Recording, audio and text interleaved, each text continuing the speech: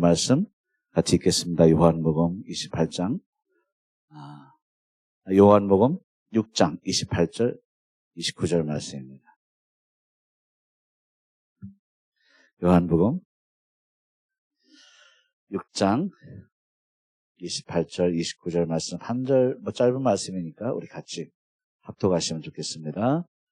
같이 읽습니다.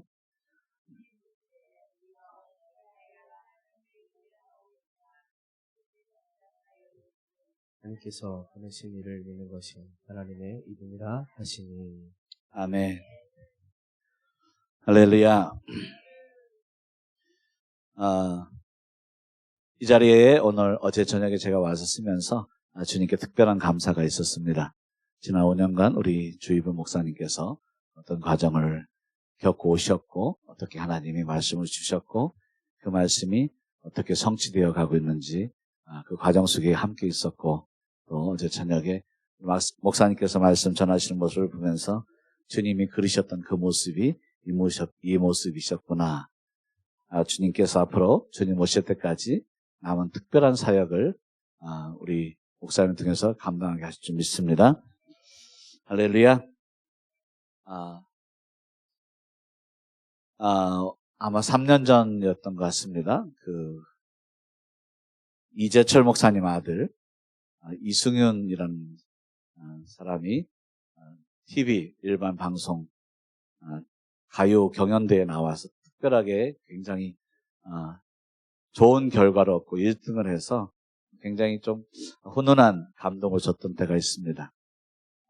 목사님의 아들인데 세상 프로그램에 나가서 물론 세상 노래를 불렀지만 어쨌든 세상에 영향을 끼치시는 좋은 길을 하나님 열어주셨나 보다. 그때 그 친구가 했던 몇 가지 말이 참 인상적이었던 것이 있습니다. 그 중에서 하나가 자기는 그때 이제 번호표가 있을 때 30번이었는데 자기는 장르가 30번이다. 그래서 그 말이 뭐 특별한 장르를 따르는 사람이 아니라 저는 저한테 어쨌든 하나님께서 부어주신 그 장르대로 노래를 하는 사람입니다. 이런 뜻이었던 것 같습니다. 지난 해가 지나면서 하나님께서 저한테도 이런 감동을 참 많이 주셨습니다. 하나님께서 코로나 이후에 제가 약간은 좀 예전 같지 않은 우울한 마음으로 지냈던 시간이 많이 있었는데 주님께서 네 장르를 찾아가라 이런 말씀을 하셨습니다. 그래서 이 하나님께서 그 강력한 말씀과 도전을 주시고 또 새로운 저에게 원래 주셨던 장르가 저는 그래서 윤사무엘입니다. 그래서 제 장르로 돌아오는데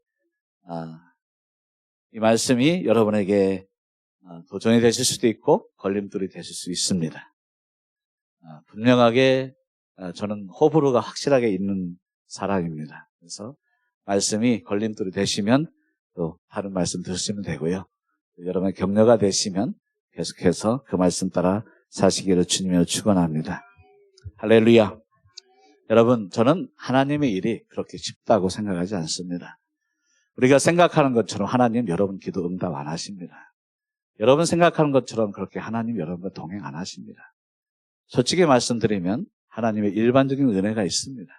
이미 주께서 그리스도의 보혈의 피로 우리에게 부어주시는 일반적인 그런 은총들이 있습니다. 하지만 하나님께서 내가 너와 함께하리라 나의 굳센 오른손 너를 붙들어 주리라 그 말은 사실은 모든 사람에게 해당되는 말 절대 아닙니다.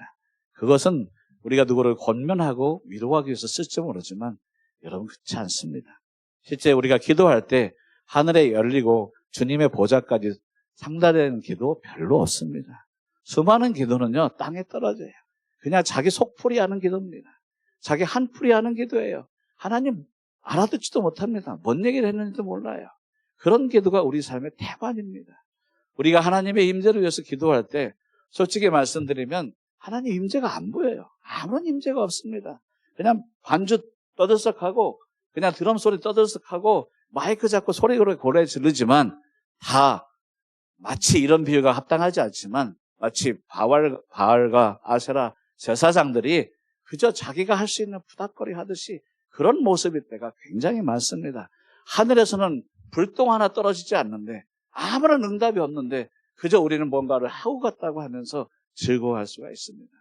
여러분, 그것을 우리가 하나님이라고 말하는 순간 이 땅에 하나님의 능력은 사라지게 되어 있어요. 그것이 기독교라고 얘기하는 순간 이 땅의 기독교는 죽은 기독교가 될 수밖에 없습니다. 불교, 이슬람교, 힌두교, 기독교 중에 우리 기독교가 4개 종교 중에 하나의 종교로 전락할 수밖에 없습니다. 절간에 가도 그 정도 느낌 다 있습니다. 솔직히 말씀드리겠습니다. 힌두교 사원 가도 모스크 가도요, 그 정도 느낌 다 있습니다. 그건 그냥 사람이 만들어내는 작품들이에요. 뒤에 성화가 걸려있어서 제가 참 의미있게 눈여겨봤습니다. 참 좋은 성화다 이런 느낌이 듭니다. 하지만 저 성화가 중세 로만 카톨릭 교회에 왜 저것이 걸려지기 시작했는지 아십니까? 하나님이 더 이상 실현으로 보여지지 않고 임재로 느껴지지 않으니까 그때부터 벽에 그림을 붙이고 앞에다가 우상을 새겨서 천정에다가는 하늘이라고 하면서 천사들과 온갖 그것을 조각해내면서 하나님의 실제 임재를 보이는 우상과 조각덩어리를 바꾼 것이 로만 카톨릭의 형태였습니다. 왜 그렇습니까? 알긴 아는데 하나님이 이렇게 역사를 하셨던 걸 아는데 더 이상 우리 가운데 보여지지 않으니까 그들이 대체물로 그걸 하기 시작한 거예요. 그런데요, 언제부턴가 우리도 그걸 따라가고 있습니다. 우리도 그냥 이 정도야. 이거보다 더 뭐가 있어? 이거보다 뭘 기대할 게 있어? 그냥 여기야. 여기 와서 혹시라도 마음이 좀 위안받고 격려 받으면 충분하지. 아니요. 물을 받으면 주님이 만져주시면요. 그 정도 변화가 아닙니다, 여러분. 여러분, 정말 우리가 1930년대, 40년대 우리 한국에 정말 기도의 불이 떨어지고 부흥의 불이 떨어졌을 때요. 그때 기도의 불, 성령의 불을 받고 나온 성도들은요. 완전히 새 사람이 됐었어요. 완전히 그들의 말이 바뀌고 눈동자가 바뀌고 그들의 삶의 내용이 바뀌었었습니다. 왜냐고요? 위로부터 뭐가 임해버렸거든요. 하나님이 직접 만져주셨거든요. 그냥 은혜 받고 좋았습니다. 그런 얘기 할 틈이 없었어요. 눈에는 눈물이 나오고 코에는 콧물이 나오고 가슴에는 불이 타고 가만히 있을 수가 없어서 나가서 그냥 길거리에서 아무나 붙잡고 전도할 수밖에 없었던 그 사정. 그들이 훌륭해서도 아니고 그들이 어디 가서 훌륭한 훈련을 받을 수도 아니고 주님을 만나면 그렇게 되더라고요. 할렐루야. 저는 우리 단누리 힐링센터가 이 시대에 사람의 마음을 만져주는 힐링센터가 아니라 이 땅을 고치는 힐링센터가 되기를 간절히 소망합니다. 영혼들의 그 상처받은 마음을 촉촉히 달려주는 게 아니라 상처가 나게 한 죄의 뿌리를 뽑아내는 것이 되기를 주님으로 축원합니다. 하나님 무시하고 사람의 방법으로 위로받고 격려받으려는 그 뿌리 붙은 죄악의 뿌리 뽑히고 하나님 앞에 진정으로 회개가 터져서 하나님과 코드가 맞춰지는 그런 현장이 되기를 주님으로 축원합니다. 여러분, 1950년부터 1990년까지 중국이 완전히 닫혀 있었던 시기였습니다. 1950년까지 허스튼 테일러가 세운 그 중국 내지 선교회가 중국 모든 곳에 가서 피나게 목숨을 걸고 전도했지만 1950년대 남아있는 중국의 성도는 50만밖에 되지 않았습니다. 그런 상황에서 1950년부터 시작된 공산화 속에서 중국의 모든 교회는 다 부서졌고 성경책은 모두 다 불에 타졌고 모든 목사들은 다 감옥에 갇혔습니다. 그리고 2사람 이상 모이는 것 자체가 허락이 안 됐던 것이 1950년부터 90년까지 역사입니다. 그 시간이 흐른 동안에 90년이 되고 서양교회가 드디어 중국이 다시 문이 열렸을 때 서양교회의 지도자들이 도대체 중국교회 성도 몇 명이나 남아있었을까? 두려움과 걱정으로 그저 긴장으로 어렵게 다시 열린 중국 땅을 찾아갔을 때 그들은 놀랄 수밖에 없었어요. 왜냐고요? 50만 명밖에 없었던 중국에 그것도 이제는 5만도 안 났겠다 생각했던 그 중국에 무려 200배 이상 성장한 기독교가 있었기 때문이다. 할렐루야. 그때 당시 여러분 신기한 일이죠. 어떻게 목사도 없는데 성경책도 없는데 교회도 없는데 모일 수도 없는데 어떻게 이렇게 복음이 중국에 퍼졌을까? 그때의 간증이 그렇습니다. 그들은 믿는 성도들은 믿음을 지키기 위해서 자기 고향으로 시골로 가서 그 동네에 가서 숨어서 지낸 게 아니라 그 동네에 가서 어느 집에 머물든 거기 가서 아픈 사가 있으면 기도해주고 기도하면 낫고 그 낫는 거 보면 동네 사람이 그날 다 모이고 그러면 그 다음 모인 사람한테 복음을 전하고 복음을 전하면 기도를 하면 또 거기서 수많은 귀신이 나가고 병자가 치유되고 살아계신 하나님이 드러남으로 간제 하룻밤 만에 교회가 세워진 역사가 있었답니다. 그러니 어마어마한 역사가 일어났죠. 여러분, 하나님의 나라는요, 하나님의 역사는요, 하나님 그분이 계시면 충분합니다. 교회가 필요한 것도 아니고요, 솔직히 말씀드리면 탁월한 목사님이 필요한 것도 아닙니다. 하나님의 그 존재가 계시면 그곳에 하나님의 역사는 뜨겁게 일어납니다. 할렐루야. 많게는요, 90년대 이후에 중국 교독구가 1억 명이 넘었다는 통계까지 나왔습니다. 그리고 50만에서 1억이면요, 200배가 성장한 거예요. 그런 성장이 어떻게 정반대의 악한, 정말 열악한 환경에서 일어났을까? 그것은 바로 하나님, 그분이 일하셨기 때문에 그렇습니다. 할렐루야. 안타까운 것은요, 1990년대 이후에 지금까지 중국 교회는 아무 소리가 없어요. 아니, 1억이나 되면 전 세계를 바꿀 것 같은데, 그들이 기도하면 땅이 진동하고 하늘이 갈라지고 전 세계 영적 지형이 바뀔 것 같은데, 그들이 선교사로 나가면 벌써 땅끝까지 복음이 다 전파돼서 이제 주님이 와셔서 이미 세상을 끝냈을 것 같은데 아무 소리가 없어요. 아니, 1억이나 되는 사람이 어디 갔습니까? 그들이 어디 갔어요? 놀라운 것은 그 부흥, 그 핍박이 끝나고 그 땅에 다시 돈이 들어오고 평안이 들어오고 물질이 들어오고, 그러면서요, 중국을 다녀오셨던 목사님이 친히 간증하시더라고요. 한때는 조그만 2-3평 되는 방에 100명씩 앉아갖고 일주일이 넘게 거기서 앉아서 밤을 새면서 말씀을 들었던 성도들이 지금은 에어컨도 나오고 모든 시설이 호텔같이 좋고 음식도 잘 나오고, 그런데도 안 온대요. 말씀 들으러 오지를 않는데요. 놀러 가느냐고 봐서 오지를 않는데요.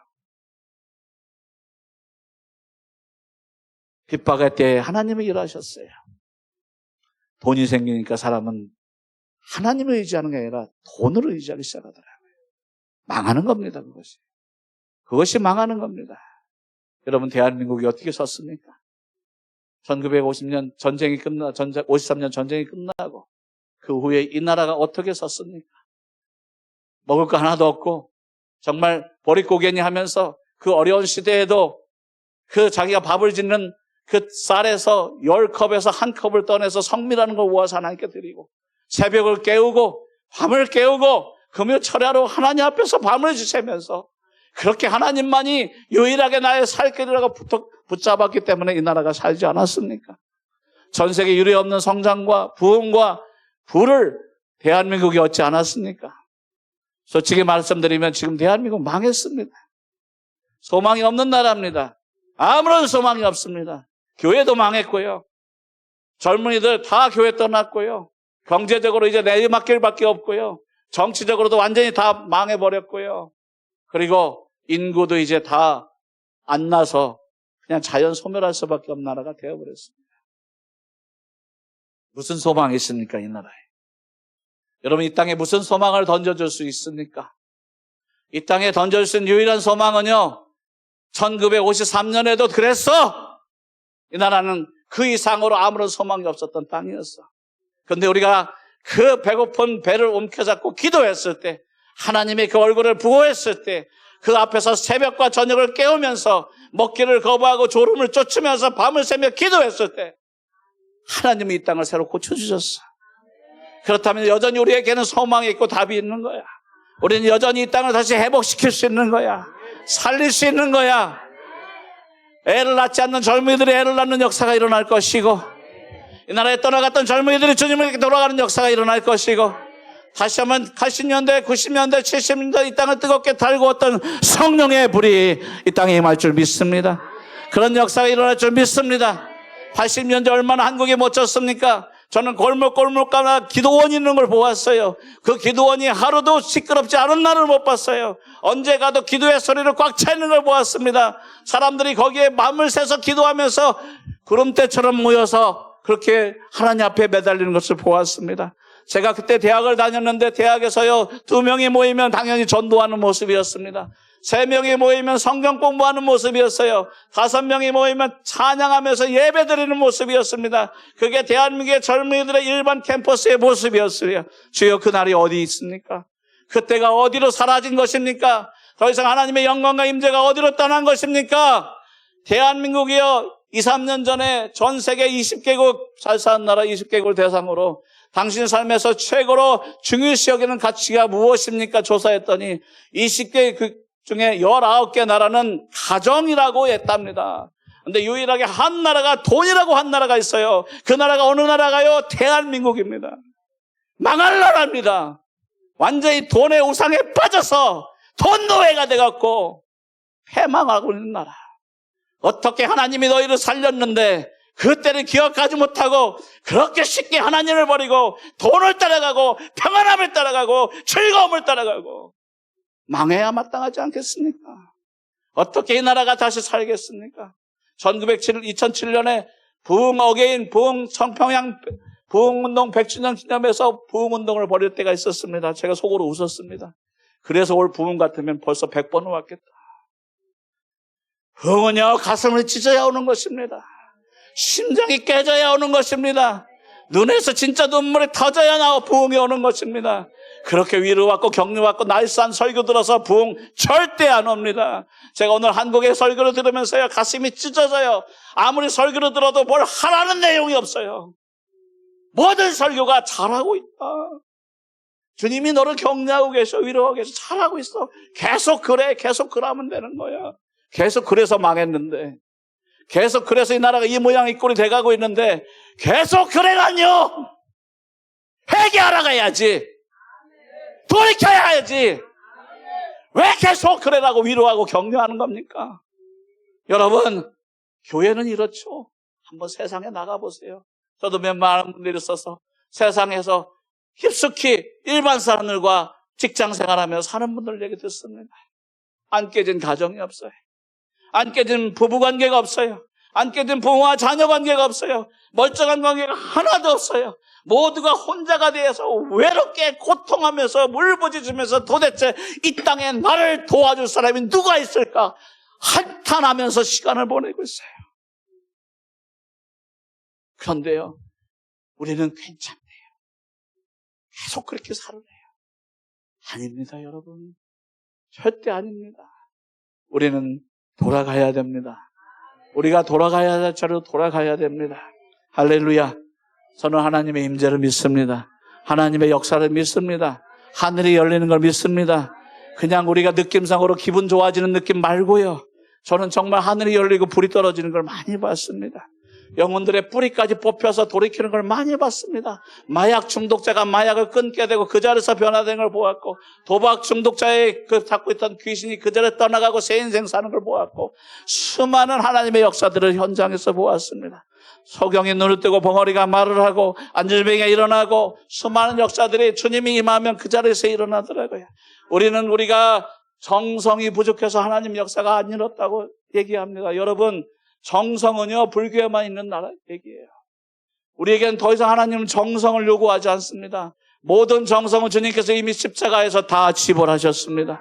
우리 여러분에게 더 이상 필요한 건 정성이 아니에요. 우리에게 필요한 것은 하늘의 문을 여는 하늘의 코드까지 맞추는 믿음이 필요한 것입니다. 우리 안에 그 실제 믿음이 회복될 때 이 땅에 다시 한번 사람의 역사가 아니라, 돈으로 땜빵한 교회의 프로그램의 역사가 아니라 하나님의 역사가 시작되는 것입니다. 하나님의 역사가 일어나기 시작하는 것입니다. 그래야 이 땅은 소망이 있어요. 그래야 이 땅에 교회는 소망이 있습니다. 할렐루야. 할렐루야. 인도 땅에 저희 지역에서 얼마 멀지 않은 곳에 100년 전에 기도를 견인했던 사람이 있습니다. 서양 선교사로 기도의 사람 하이드라고 불리는 분입니다. 그분은요, 교회의 건물에 만족하지 않았고, 사람 숫자에 만족하지 않았고, 사람들의 칭찬에 만족하지 않았고, 홀로 하나님 앞에 가슴을 찢으면서 하나님 정말 당신의 역사가 보여지기까지는 저는 기도를 쉴 수가 없습니다. 진짜 하나님 당신의 일을 좀 보고 싶습니다. 당신께서 이 힌두와 이슬람 가운데서 이 견고한 진을 깨뜨리시고 하나님의 이름으로 영혼들을 바꾸시는 그 역사를 정말 보고 싶습니다. 종교가 바뀌는 게 아니라 삶이 바뀌고 영혼이 바뀌고 그들의 인생의 내용이 바뀌고 삶의 중심이 바뀌는 진정한 거듭남의 역사를 이 땅에서 보고 싶습니다. 하나님, 당신을 구합니다. 하나님 우리 가운데 일하여 주시옵소서. 그는 설교하러 가지도 않았고 그는 집회하러 가지도 않았고 오로지 무릎으로 기도하고 하나님의 얼굴을 구했어요. 그 한 사람의 기도 때문에 한 주가 돌아왔어요. 5천만 명 이상이 되는 한 주의 지역에 강력한 부흥이 찾아왔어요. 교회의 숫자가 느는 부흥도 아니고 사람들이 교회에 나오는 부흥도 아니고 사람들이 하나님을 만나는 부흥이 왔어요. 영혼들이 변화되는 부흥이 왔어요. 여러분이 바꿀 수 있습니까, 여러분? 여러분의 사정을 여러분이 바꿀 수 있습니까, 여러분? 여러분, 아무리 우리 노력해도요, 우리가 아무리 새로운 진리를 깨닫고 새로운 방법론을 터득해도요, 절대 우리를 바꿀 수가 없습니다. 암 환자 뱃속에 있는 암덩어리를 어떻게 우리가 직접 끄집어서 낼 수가 있겠습니까? 의사가 배를 가르고 잘라내야 되는 것처럼 우리의 인생은요, 하나님이 직접 개입하셔서 그 손으로 자르시고 붙잡아서 끄집어내셔야 치유가 되는 것입니다. 내가 뭔가 노력을 했다고 되는 것이 아닙니다. 하나님의 그 역사가 위로부터 나오지 않으면, 그분이 내 가운데 직접 오셔서 역사하지 않으면요, 여전히 그 버릇 안 고쳐집니다. 여전히 그 매듭 끊어지지가 않아요. 그 인생의 그 쳇바퀴가 여전히 계속해서 여러분의 삶을 구속하고 끌고 갈 것입니다. 새로운 삶이 시작되지 않을 것입니다. 여러분, 은혜를 구하지 마십시오. 하나님을 구하십시오. 하나님을 만나시기 바랍니다. 하나님을 진짜 만나시기 바랍니다.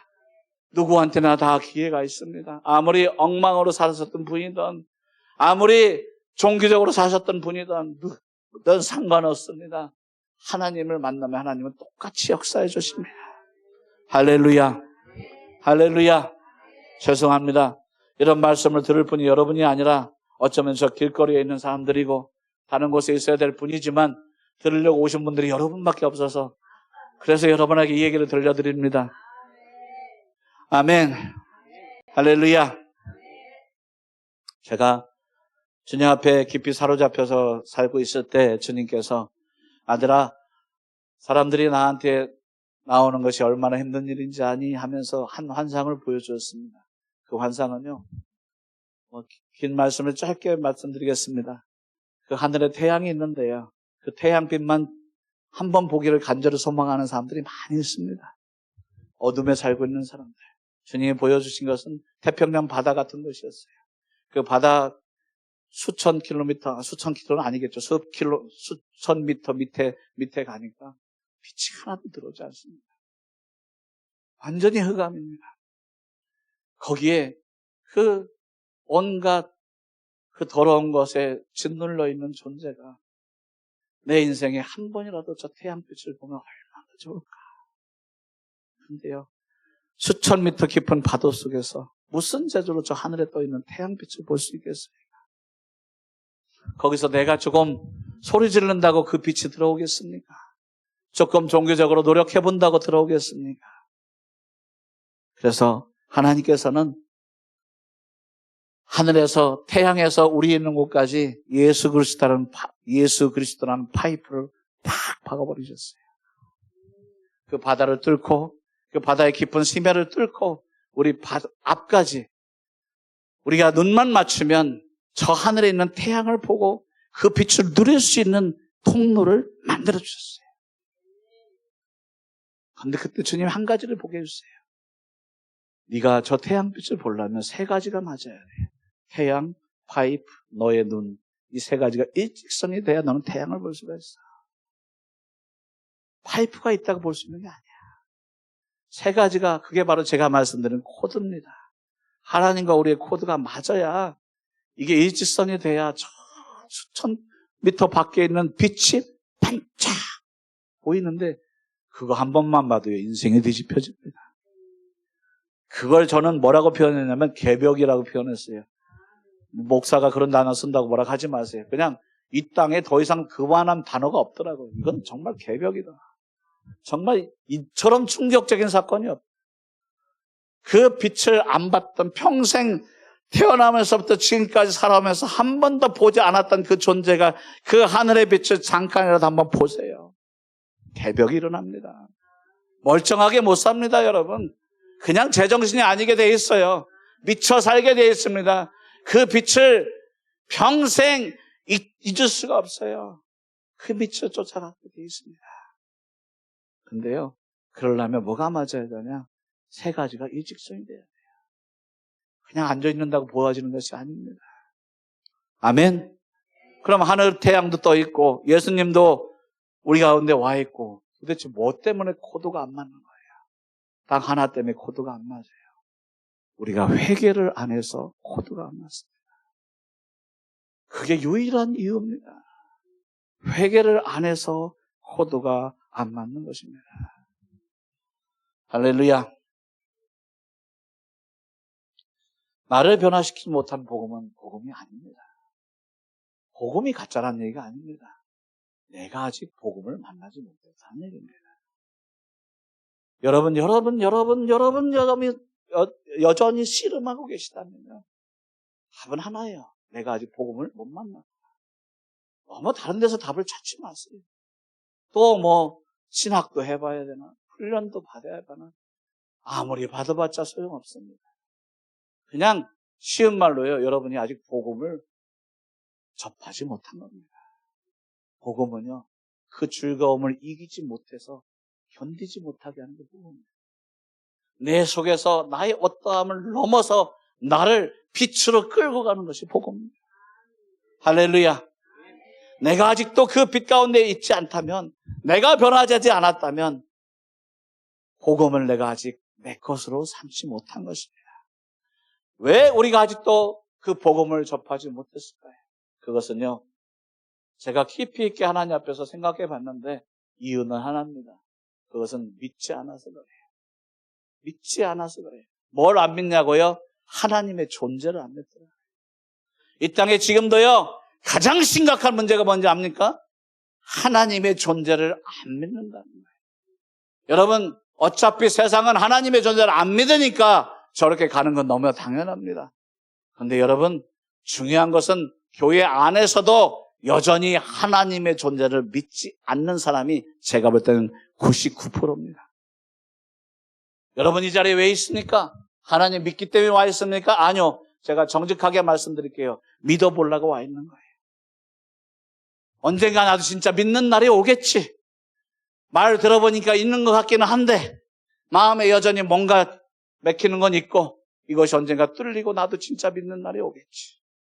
나도 내가 지어지고 집착하는 거 다 내려놓고 하나님만 붙잡는 그날이 오겠지.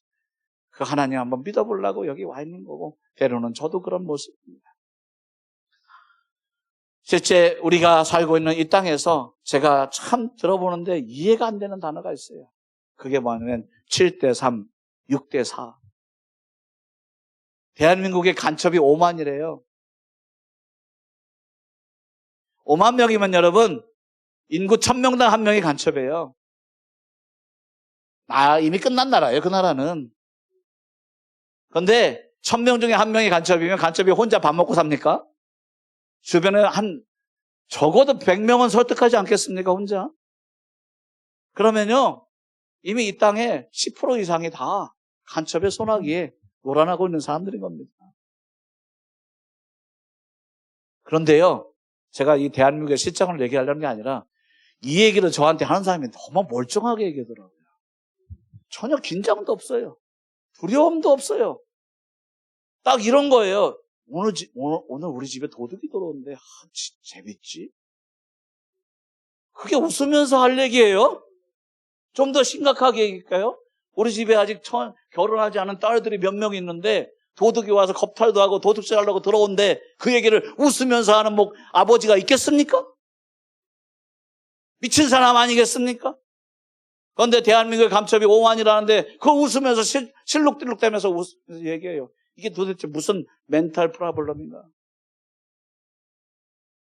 이유가 뭔지 아십니까? 그분 얘기가 그래요. 7대3이래요. 70%는 그런 것 같고 30%는 아닐 수도 있대요. 그러면 대한민국에 5만 명 간첩이 있는데 걔네가 다 7대3인 거야? 몸에 70%는 간첩이고 30%는 간첩이 아닌 뭐 이런 겁니까? 그건 아니지 않습니까? 어떤 사람 6대4래요. 60%는 진실일 수 있고 40%는 거짓일 수 있다. 그러면 간첩이 60%는 간첩이고 40%는 간첩이 아닌 겁니까? 아니요. 여기는 OX밖에 없습니다. 기면 기고 아니면 아닌 거예요. 기면 목숨을 걸고 찾아내서 뽑아내야 사는 겁니다. 아니면 깨끗하게 편안하게 사시면 됩니다. 저는 간첩 얘기를 하려고 이 말을 드리는 것이 아닙니다. 이 얘기를 드리는 것은요, 바로 하나님의 존재에 대한 얘기를 말씀드리는 것입니다.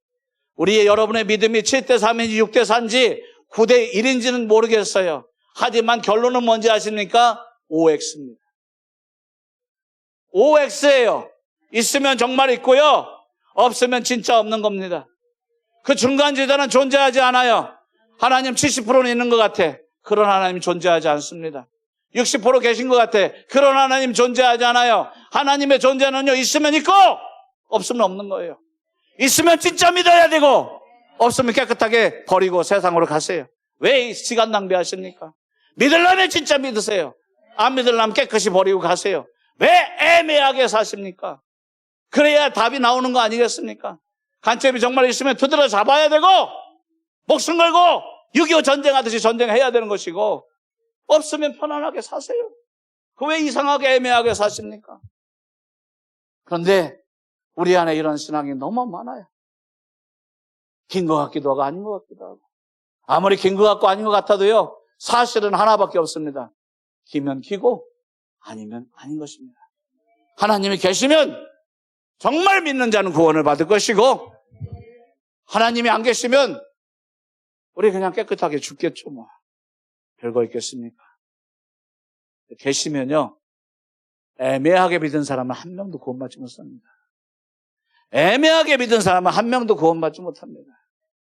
나더러 주여 주여 하는 자마다 다 천국에 들어갈 것이 아니요, 오직 하늘에 계신 내 아버지 뜻대로 행하는 자라야 천국에 들어간다고 말씀하셨습니다. 너희가 물과 성령으로 거듭나지 아니하면 결단코 천국에 들어갈 수 없다고 주님은 자기 입으로 말씀하셨습니다. 주님, 제가 보니까 저는 한 6대 3 것 같아요. 6은 거듭난 것 같고 4는 거듭 안 난 것 같아요. 그게 무슨 애야? 도대체 엄마 뱃속에 태어났는데 60%는 태어났고 40%는 아직 안 태어났대요. 그런 사람이 존재하겠습니까? 존재하지 않습니다, 여러분. 태어났으면 태어난 거고, 아직 태어난 증거가 내게 없으면 안 태어난 겁니다. 뭘 그걸 우기십니까? 내 안에 예수의 심장이 나를 뜨겁게 달구지 않고 나를 이끌지 않고 나를 주장하지 않는다면, 그 예수의 그 거룩한 성품과 소욕이 나를 끊임없이 붙잡아서 하나님 나라를 위한 사람으로 나를 끄집어가고 있지 않다면 난 거듭나지 않는 거예요. 여전히 세상이 좋고 쾌락도 좋고 돈도 좋고 편안한 삶도 좋고, 여러분의 자녀가 순교하기를 원하는 부모 계십니까? 목사님조차도요, 제가 보니까 아들이 미국 가서 공부하면 좋겠어요. 미국 가서 박사학위 받고 의사 되면 대조하더라고요. 미국에 있는 좋은 직장 얻어서 월급 많이 받고 행복하게 살면 너무 좋아하더라고요. 여러분, 천국을 믿으면 과연 그럴까요? 하나님을 정말 믿으면 과연 그럴까요? 천국에서 가장 큰 상급이 뭔지 아십니까? 순교자의 상급입니다. 그런데 그걸 자기 아들이 받았으면 좋겠다 하는 부모가 없어요. 그런데요, 여러분, 우리 부모는요, 자식한테 가장 좋은 걸 항상 주고 싶어요. 가장 좋은 걸 주고 싶어 하는데 왜 내 아들이 천국을 위해서 순교하는 걸 원치 않아요? 왜냐하면 나는 그걸 안 믿으니까. 우리는 그걸 안 믿는 거예요. 천국에서 떵떵거리는 위대한 지도자가 대대 이 땅에 고난받고 가난하고 핍박받으면서 어렵게 내 자녀가 살기를 원하는 부모는 없습니다. 이 땅에서 의사 되고 박사 되고 좋은 직장 삼성 다니면서 편안하게 좋은 아파트에서 아주 부족한 곳에 살다가 천국 가면 좋겠다. 그런데 그렇게 잘 살다가 다 지옥 가더라고요. 여러분 나이 때 대한민국 기독교가 25%가 크리스찬이었어요. 지금 여러분의 자녀, 손주 때에요, 기독교 젊은이들 2%도 안 됩니다. 교회 다니는 장로님들, 권사님들 자녀의 10명 중에 9명이 교회를 안 나와요. 태반입니다. 여러분 조금만 돌아보시면 다 아실 겁니다. 교회에 나와도 다 형식적인 크리스찬입니다. 그들이 왜 그렇게 됐습니까? 그들의 가짜 신앙을 누가 가르쳤습니까? 우리가 가르쳤습니다. 천국을 얘기하면서 이 땅을 추구하게 만들었어요. 하나님을 얘기하면서 이 땅과 타협하게 만들었어요. 하나님 위해서 살려고 하면서 결국 이 땅의 종이 되게 만들었어요. 그런데 그걸 곰곰이 제가 깊이 바라보니 그렇게 만든 우리가 가짜더라고요. 왜냐하면 부모는 자식한테 가장 좋은 걸 주고 싶어 하는데 왜 자식들한테 그러한 인상을 가르쳤나 봤더니 나도 천국을 안 믿어요. 나도 하나님을 안 믿어요. 나도 지옥이 안 보여요. 나도 천국이 안 보여요. 그래서 이 땅이 좋아요. 오늘 어차피 제소교 듣기 싫은 분은 안 들어도 상관없습니다. 근데 여러분, 제가 요즘에 제가 싫어하는 설교가 있습니다. 제발 교회에 와서 문제 해결하려고 오지 마세요. 교회는요, 하나님 만나러 오셔야 됩니다. 회개하려고 오셔야 되는 겁니다. 여러분, 제한테 1억짜리 동전이 있고 10원짜리 동전이 있는데 그 두 개를 비교하면서 어떤 거 줄까 이렇게 하면 여러분 고민되시겠습니까? 1억짜리 동전과 10원짜리 동전 뭐 줄까? 10원? 그러면 제가 1억짜리 동전과 10원짜리 동전이 있는데 무엇을 설명하는데 더 시간을 할애해야 되겠어요? 1억짜리를 소개하는데 시간을 할애해야 됩니까? 아니면 10원짜리를 소개하는데 할애해야 됩니까? 10원짜리 안 해도 상관없어요. 그건 얘기 안 해도 상관없는 거야. 오늘 말씀에 예수님은 나는 영생을 주기 위해서다고 말씀하셨어요. 나는 생명의 떡이라고 말씀하셨어요. 육의 양식을 위해서 일하지 말고 영원히 살게 하는 양식을 위해서 일하라고 말씀하고 있습니다. 영생은요 1억보다 훨씬 큰 겁니다. 이 땅에서 복 받는 거 10원짜리도 안 됩니다. 안 받아도 그만이에요. 솔직히 말하면 그거 없어도 아무 상관없어요. 내가 영생만 소유한다면, 내가 영원한 천국의 기업만 있다면 그곳에 가서 영원히 권세자로서 거기서 하나님 옆에서 하나님의 자녀로 기쁘게 살 수 있다. 할렐루야. 할렐루야. 근데 요새 제가 유튜브 보고 이렇게 보면 다 10원짜리 설교밖에 없어요. 하나님 만나면 뭐가 해결됩니다. 뭐가 해결됩니다. 저는 이렇게 기도합니다. 주님 그까짓 거 해결 안 돼도 상관없습니다. 주님 좀 만나게 해주세요. 영생의 눈 좀 열리게 해주세요. 하늘의 코도 좀 맞출 수 있게 해주세요. 하늘의 그 하나님의 손길을 저도 좀 경험하게 해주세요. 할렐루야. 그것이 바로 오늘 주님이 목 터져라고 말씀하신 얘기입니다. 오병이어 물고기 2마리와 보리떡 5마리로 5,000명을 먹이셨잖아요. 5,000명을 먹이셨더니 이 유대인들이 뭐라고 얘기하냐? 우리가 찾던 선지자가 바로 이분이 아닙니까? 그러면서 이 예수님을 추정하기 위해서 이제 막 구름대처럼 사람이 몰려오는 거예요. 그때 예수님이 뭐라고 말씀합니까? 너희들이 나를 찾는 이유는 표적을 받기 때문이 아니라 떡을 먹었기 때문이다. 왜 보리떡 5개와 물고기 2마리로 5,000명을 먹이는 그 사건 속에 있었으면 그러한 어마어마한 일을 하시는 분이 이 땅에 있다는 그 자체로서 두려움과 공포에 빠지지 않고 어찌하여 그 떡 좀 더 얻어먹을까 이렇게 나한테 나옵니다. 여러분, 사람이 하나님을 정말 직면하면요 사시나무 떨듯이 떠는 게 정상입니다. 그 영혼이요 두려워서 내 이 영혼이 영원한 지옥불에 떨어질까봐 너무도 두려워서 어찌 할 바를 모르면서 통곡하는 게 정상적인 모습이에요. 그까지 자잘한 죄, 실수, 문제 아무 상관없어요. 내 영혼 좀 살면 좋겠다. 여러분, 하나님이 오셨잖아요.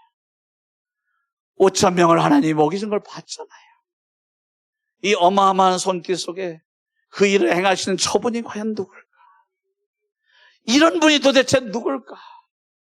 이런 질문이 들어야 되는 거 아닙니까? 교회에 오면 귀신도 떠나가고 병도 고침받습니다. 그런데 귀신 떠나가고 병 고치는 게 뭐 이렇게 중요해요? 그 일을 행하시는 그 존재가 있다는 게 우리한테 두려운 일 아닙니까? 그런 존재가 실제 존재한다는 것이 우리를 두렵게 하는 거 아닙니까? 우리를 회개하게 만드는 거 아닙니까? 나의 생각을, 나의 삶을 바꾸게 만드는 거 아닙니까? 나 이렇게 살면 큰일 나겠구나. 내가 이지랄로 살았다가 나 망하겠구나. 하나님이 없으면 얼마나 좋을까? 계시니까 문제예요. 하나님이 안 계시면 대충 살아도 되는데, 엉망으로 살아도 되는데, 하나님과 세상 양다리 걸치고 살아도 되는데, 계시다는 순간 시험한 심판이 만단 말이에요. 어떻게 대충 살 수 있겠어요? 저는 그래서요, 항상 이 단어를 씁니다. 믿으면 광신자예요. 안 믿으면 불신자인 거예요. 믿으면 신자가 아니에요. 정말 주님을 만나면요, 광신자가 될 수밖에 없습니다. 저는 새 아들이 있습니다. 새 아들이 어느 순간까지요, 좋은 대학 갔으면 좋겠다. 솔직히 늘 그런 마음 갖고 있었어요. 편안하게 좋은 직장 잡아서 안전하게 살면 좋겠다. 그런 마음 갖고 있었습니다. 그런데 주님께서 이 복음의 실제를 제게 보여주시면서, 그리고 그 앞에 제가 실제 반응을 보여야 되는 것을 제가 알게 되면서 제 생각들이 바뀌기 시작했습니다. 지금은 제가 한탄합니다. 주님, 왜 제 세 아들 중에 한 명도 선교사가 되겠다는 아들이 없습니까? 왜 땅끝에 가서, 가장 험악한 곳에 가서 복음 전하다가 순교하겠다는 아들이 없습니까?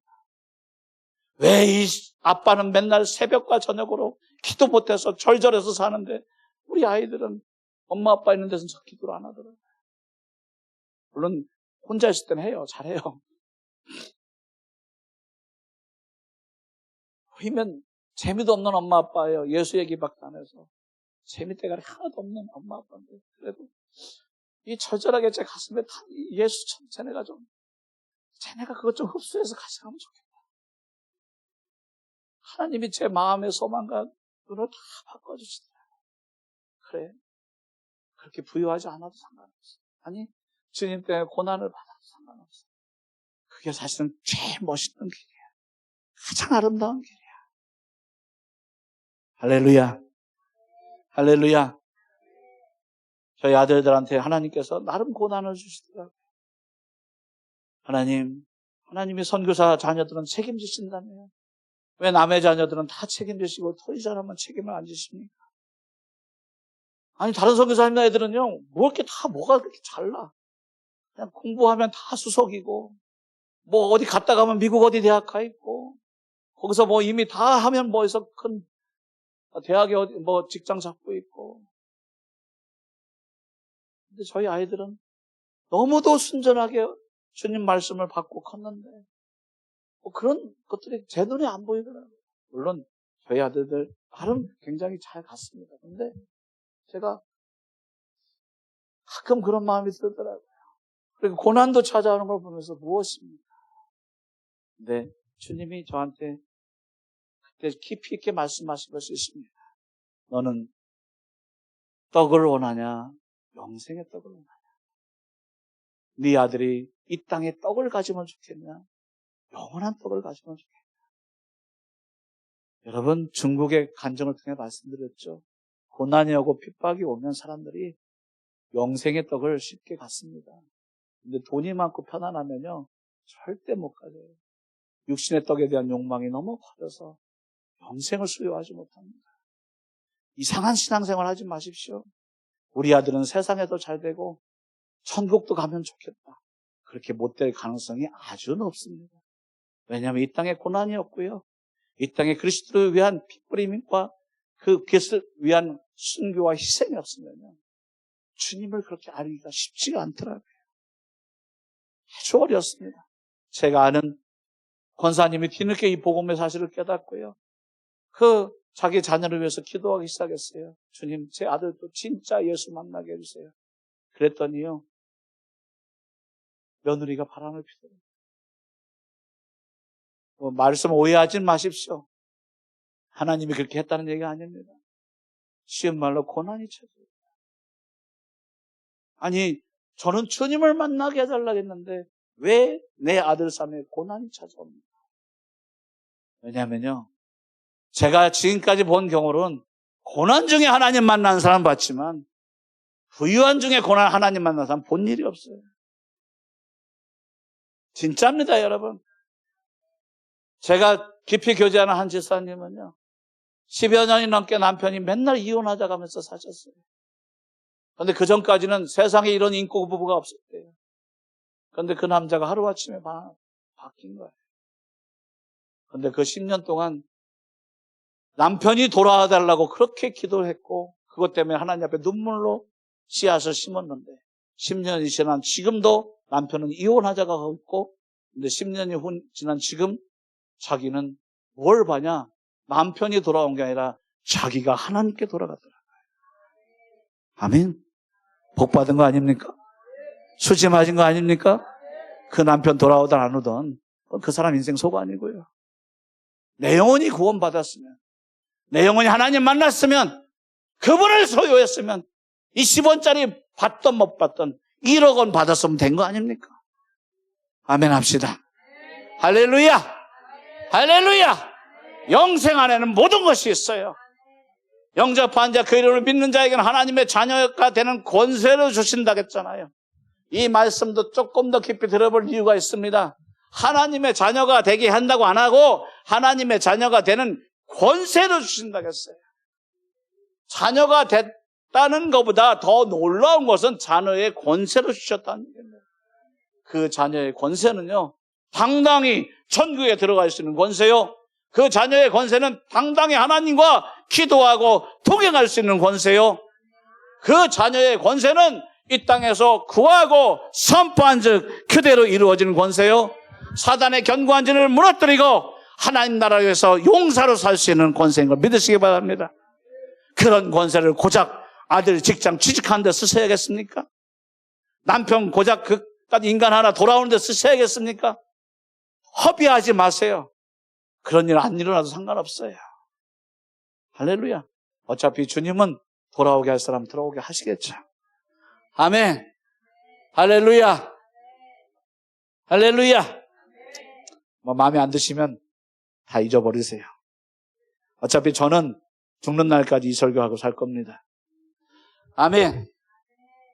그래서요, 왜 회개가 터지지 않냐? 믿지 않아서 회개가 안 터져요.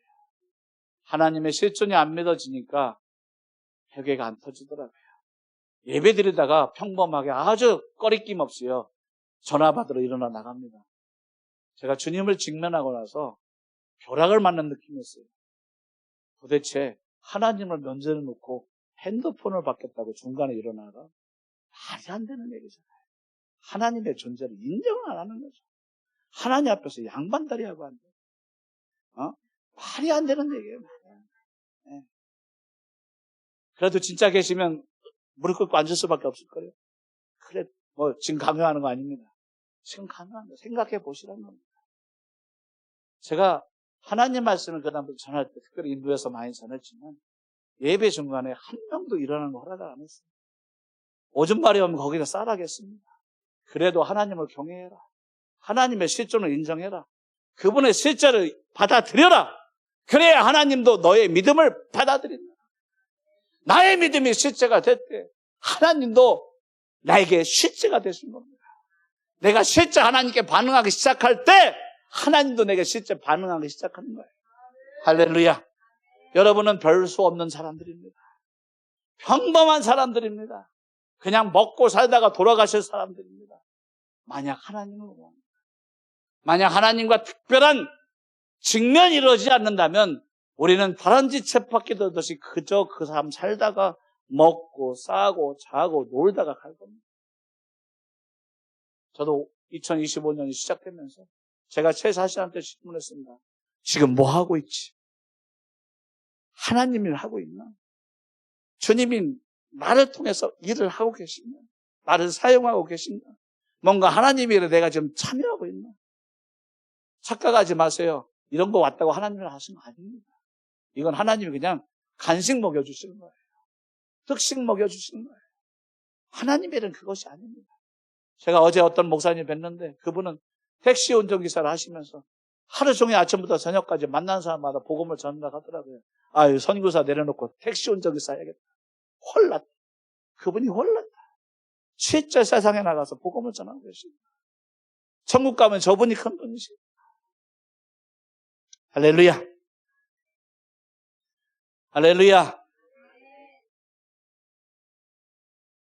그래서 우리가 하나님의 실존을 믿지 않기 때문에 회개가 안 터집니다.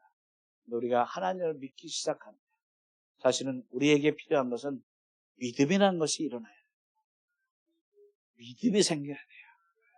근데 믿음은요, 여러분이 믿는다고 해서 생기는 게 아니에요. 믿음은요, 여러분 안에 생겨나야 돼요. 근데 그 믿음은요, 생기면 여러분이 그 열매를 보게 돼요. 여러분의 믿음이 바뀌는 순간 그 열매를 여러분이 보게 됩니다. 믿음은요, 여러분이 추구하는 걸 결정해 주게 합니다. 여러분이 무슨 소식을 들었을 때 행복하십니까? 어떤 얘기를 들었을 때 행복하십니까? 그게 여러분의 믿음입니다. 아들이 외국의 큰 기업에 취직했다가 하면 행복하십니까? 세상 사람들은 뭐 사놓은 아파트가 몇 배 튕겨서 비싸졌다가 하면 행복할 수도 있겠죠. 그런데요, 내 믿음은 뭐냐? 내가 기뻐하고 있는 게 내 믿음이에요. 무엇이 기쁜지를 한번 보세요.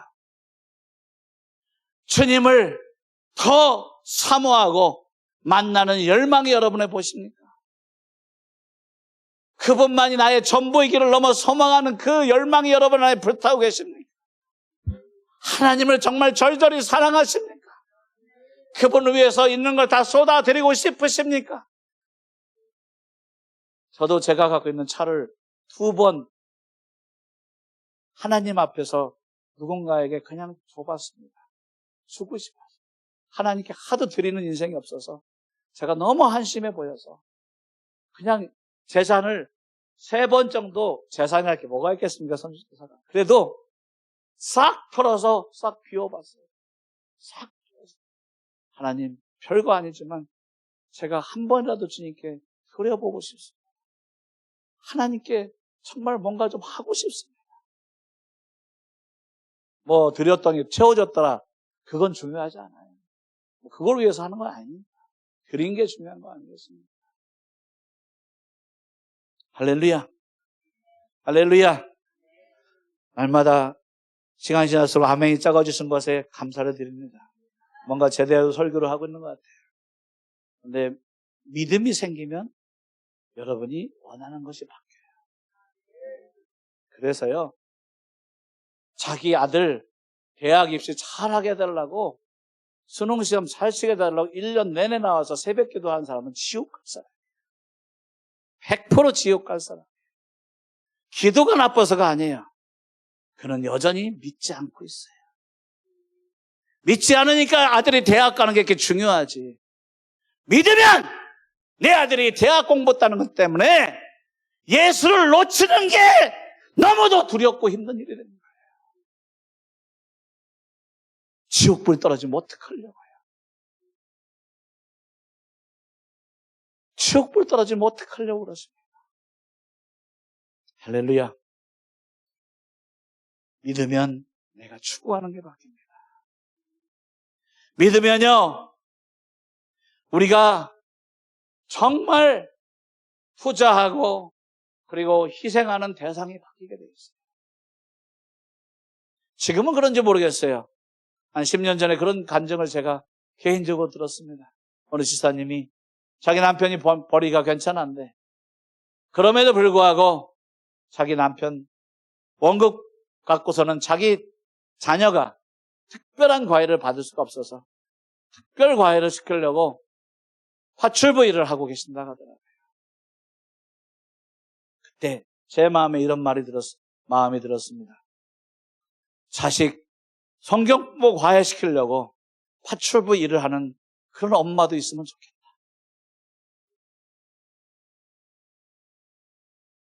세상에 수학, 영어 배우는 과외비보다 훨씬 더 많이 전도사님, 목사님한테 과외 드리면서 저희 아들 구원 좀 받게 해주세요. 예수님 좀 만나게 해주세요. 이렇게 투자하는 부모도 있으면 얼마나 좋을까. 믿지 않아서 그런 거예요. 믿지 않아서. 안 믿어서 그런 거예요. 믿으면 그렇게 하게 되어 있습니다. 여러분 한번 생각해 보세요. 서울의 좋은 학원에 특별한 과외시키는 데는 어마어마한 투자를 합니다. 그런데 내 자녀가 예수를 만나게 하는 거예요. 무슨 투자를 하냐. 세 번째, 믿으면요, 가는 길이 바뀝니다. 여러분이 가는 길이 바뀌게 되어 있습니다. 오늘 말씀은요, 많은 내용을 담고 있습니다. 예수님을 찾아온 떡을 구하기 위해 온 수많은 사람들. 예수님을 봤습니다. 예수님을 체험했습니다. 그러나 길은 하나도 안 바뀌었어요. 길은 여전히 떡을 쫓아가는 인생. 그 떡의 노예가 되어서 저들의 배는 신이라고 하죠. 그 배의 노예가 되어서 그 길을 쫓아가고 있는 사람. 그런데 저도 하나님의 은혜로 정말 제 주변에서 정말 하늘에 속한 분들을 봤습니다. 정말 하나님이 전부인 분들을 봤습니다. 종교적인 흉내내기가 아니라 진짜 하나님 그분을 쫓아가는 분들을 봤습니다. 그분들은 길이 바뀌어 있더라고요. 모든 수고하는 일의 결론이 틀리더라고요. 그분들이 도달하기를 원하는 그 고지가 틀리더라고요. 내가 살아도 죽어도 그리스도가 내게서 존귀하게 되는 것이 그분들의 인생의 길이요 결론이시더라고요. 할렐루야. 제가 어떤 때 간증을 했고 어떤 때 간증 안 했는지 몰라서 저도 참 어떤 때는 간증을 해야 되나 말아야 되나 고민될 때가 많습니다. 그래도 처음 오시는 분이 있어서 짧게만 몇 가지 간증을 나누고 싶습니다. 인도에 지금 25년, 올해 5월이 되면 만 25년이 됩니다. 1999년 5월에 선교를 나갔으니까 힌두교와 이슬람교 속에서 살면서 다른 내용은 다 다른 기회가 있으면 나눠드리고요. 제가 모슬렘을 대상으로 하기 때문에 모슬렘 지역에 들어가서 그 지역에서 모슬렘 청년들을 전도해서 12명을 제가 3년간 먹이고 재우고 키우면서 생활했던 적이 있습니다. 그게 그렇게 쉬운 얘기는 아닙니다. 첫째는요, 삶의 수준이 너무 차이가 나요. 차이가 나도 너무 차이가 납니다. 그런데 저는 그들을 제 집으로 데려온 게 아니라 그들이 살고 있는 현장에 제가 들어가서 3년을 살았습니다. 수돗물이 없어서 펌프질해서 물을 매일 떨어와야 했고 전기가 안 들어와서 50도 더위에 그냥 버텨야 됐습니다. 정말 더위와 그리고 그 열악한 환경이 그리고 그들의 그 삶의 스타일이 저와 너무 틀리기 때문에 힘든 건 많았지만 한번 복음을 위해서 살아보겠다는 각오로 그들과 3년을 살았습니다. 그냥 50도 더위라는 것이 그냥 아무런 감이 안 잡힐 거 아시기 때문에 제가 그냥 아무런 얘기를 하고 싶지 않습니다. 감이 안 잡혀요. 그냥 당해보면 합니다. 살고 싶지 않은 더위. 에어컨이 있냐? 있습니다. 전기가 없습니다. 저는 지금까지도 에어컨을 안 씁니다. 지금도 인도 더위는 세계에서 최악입니다. 그런데 에어컨을 제가 지금도 안 써요. 어제도 저는 제가 살고 있는 집에 또 전기선이 다 나가서 그걸 다시 복구시키느냐고 인도 현지와 바쁘게 살았습니다. 전기가 안 들어와요. 12시간 들어오면 많이 들어옵니다. 들어와도 꼭 필요 없을 때만 들어오고요. 더울 때는 절대 안 들어옵니다. 필요할 때는 안 들어와요. 그런 곳에서 저희 세 자녀를 키웠고 그런 곳에서 저희 12명의 사람들을 제가 새벽부터 밤 자는 시간까지 옆에 채우면서 손을 붙잡고 그들을 말씀으로 키웠어요. 틈을 안 줬어요. 그냥 기도, 말씀, 찬양, 기도, 말씀, 찬양. 그거 외에는 아무것도 안 하고 3년을 키웠어요. 3년을 키우고 나서 그 12명이요. 어떤 열매를 맺어왔냐? 가장 먼저 3년 됐을 때 3명이 간음죄를 저질렀습니다. 저희 공동체에 있었던 한 여자와 3명이 윤간을 한 거예요. 윤간이라고 하나요? 어쨌든 그 사실이 밝혀지면서 그 3명을 어쩔 수 없이 제가 쫓아내야 됐어요. 그리고 나서 얼마 후에 또 다른 3명이 저를 찾아왔어요. 선생님, 저희도 떠나겠습니다. 왜? 돈 주는 데가 있어요. 뭐 이렇게까지 직접적으로 얘기는 않습니다. 네, 저희는 돈을 주는 사람은 아니거든요. 그냥 믿는다는 이유로 인도에서는 돈을 주는 사람들이 있습니다. 그게 눈먼 단체들이 많아요. 외국에 보고하면 더 큰 돈이 오기 때문에 우리 안에 모슬렘 중에 이렇게 개종자가 있어요. 사진 찍어서 보내려고 그런 사람을 돈 주고 사는 사람들이 많습니다. 그런 가짜들이 많아요. 그래서 여러분 아무데나 선교비 보내지 마세요. 가짜들 진짜 많습니다. 그들한테 가겠다는 거예요. 그래서 3명은 떠나갔어요. 나는 돈 줄 수 없다. 얼마 후에 또 3명이 찾아왔습니다. 저희는 그냥 이슬람교로 다시 돌아가겠습니다. 왜? 두려워서 못 살겠어요. 언제 저희 신분이 들통나면 또 우리가 어떻게 고난을 당할지 너무 잘 알기 때문에 이제 두려워서 저희는 돌아가야겠습니다. 한국은 예수 믿기 싫어서 안 믿지만요. 인도 땅이나 수많은 땅은요. 예수를 믿는 순간 지불해야 될 대가가 너무 크기 때문에 예수를 믿을 수가 없습니다. 공동체에서 쫓겨나는 건 당연한 얘기고 온갖 협박과 몰매와 순환과 개정에는 목숨까지 잃는 일이 많습니다. 그래서 12명 중에 의짓자는 사람 3명 놔두고 9명이 떠나가 버렸어요. 그때 제가 주님 앞에 이건 뭐 시간을 좀 함축해서 말씀드립니다. 굉장히 오랜 시간 동안 이것 때문에 씨름했습니다. 하나님, 당신의 복음이 가짜입니다. 어떻게 그까지 성욕 하나 이기지 못하게 하고 그까지 돈 욕심 하나 이기지 못하게 하고 그까지 목숨에 대한 두려움 하나 이기지 못하게 하는 게 복음입니까?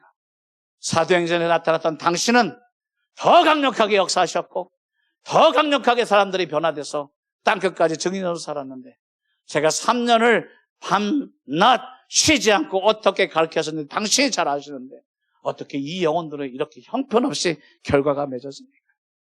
하나님 앞에 정말 실성한 사람처럼 살았습니다. 정말 선교사를 내려놓겠다고 작정할 만큼 그렇게 제가 낭망이 됐습니다. 복음이 이것밖에 안 된다면 더 이상 내가 선교를 어떻게 할까? 저는 솔직히 남은 인생을 이따위 가짜 열매를 바라보면서 사역하고 싶은 생각이 눈꼽만치 없었어요. 그랬을 때 한참의 시간이 지난 어느 시간대에 주님이 제게 찾아오셨습니다. 그 주님이 찾아오셔서 제게 하셨던 첫 번째 음성이 이것이었습니다. 네가 그렇게 궁금해하고 네가 그렇게 불평하는 것에 대한 대답을 주라. 왜 그들이 안 변한지 아니? 왜 그들이 떠난지 아니? 그 이유는 네가 가짜기 때문에. 네가 가짜기 때문에 그들도 가짜야. 어떻게 가짜한테 진짜 열매가 나오겠니? 너 선교사지? 목사지? 훈련 많이 받았지? 신학도 나왔지? 그런데 너 천국은 믿기는 하니? 너의 꿈과 소망은 다 이 땅이잖냐? 너 유명한 선교사 되고 싶고 더 후원도 받고 싶고 이름 좀 날리고 싶어서 난리치고 있잖아. 그렇게 고생하고 이곳에서 이 더위와 가난과 온갖 핍박과 두려움 속에서도 네가 이렇게 수고하는 이유가 보니까 내가 아니야. 네 명예야. 그 명예 하나, 그거 하나 건져보려고. 너는 천국을 믿기는 하니? 네 천국에 아무것도 없어. 네가 쌓아놓은 게 없는데 뭐가 있어? 제가 돈을 밝히면서 왜 사람들이 돈을 밝혀서 도망가느냐고 제가 불평하고 있어요.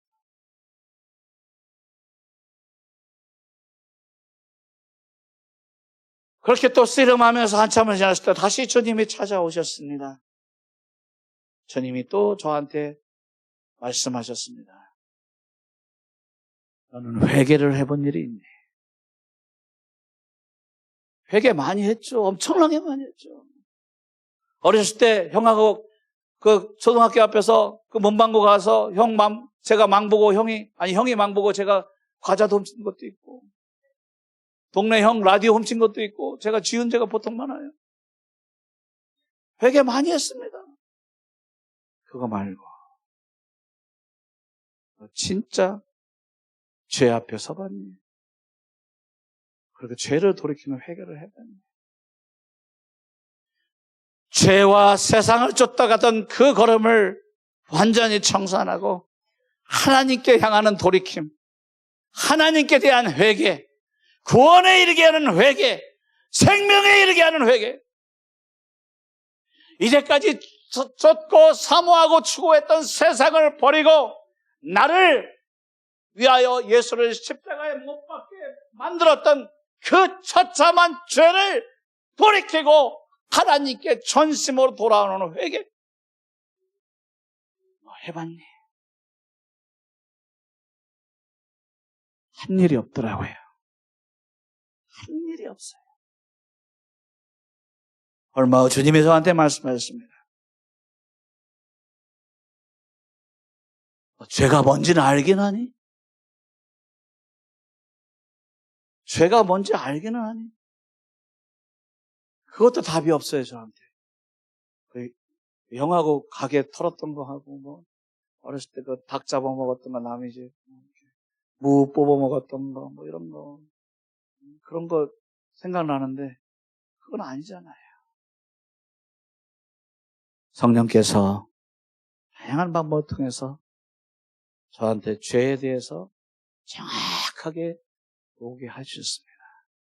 죄는요, 사람이 하나님의 영광을 위해 살지 않고 자기의 영광을 위해서 사는 그 자체가 전부 죄입니다. 그 하나님의 음성이 제 가슴에 떨어졌을 때요, 태어나면서도 오늘까지 단 1초도 죄를 안 진 적이 없어요.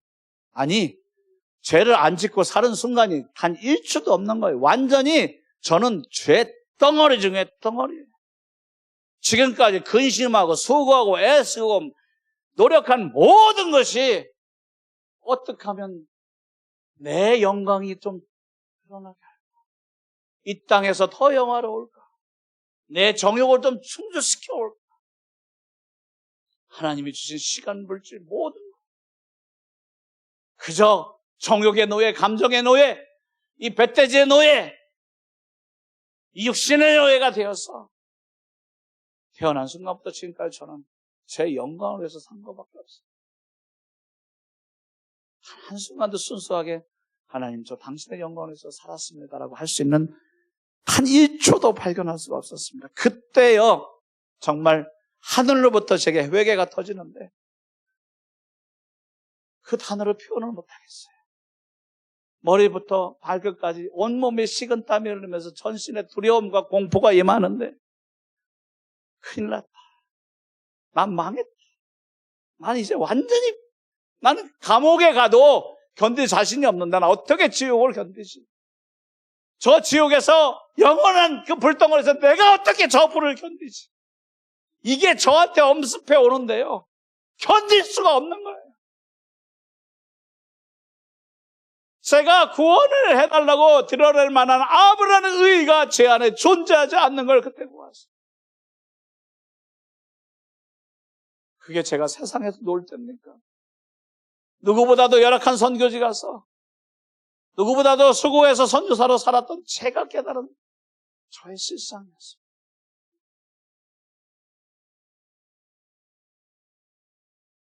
이 두려움이란 것은요, 육신의 두려움이 아니었어요. 사람이 보통 느낄 수 있는 두려움이 아니었어요. 그 제 영의 깊은 뿌리까지 흔들리고 공포에 사로잡히는 두려움이었어요.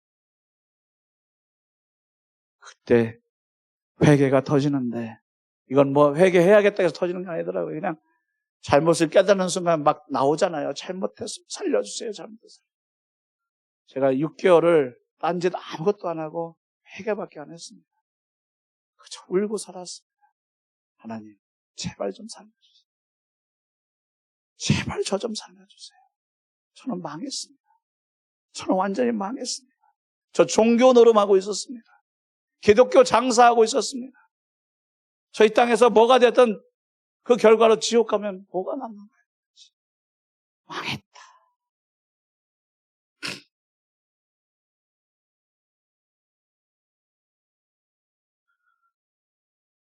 우리 중에서도 종교 노름하고 있는 분 있으면 빨리 회개하시기 바랍니다. 종교 노름이요, 아무것도 아닙니다, 여러분. 그까짓 거 정말 의미 없는 짓입니다. 하나님이 내 인생에 동의하지 않으시면 의미 없는 거예요. 내 걸음에 하나님의 지지가 없다면 그건 의미가 없는 거예요. 그건 그냥 돼지나 개가 살다 가는 것과 똑같은 거예요. 주님께 아무런 흔적이 남지 않습니다. 할렐루야.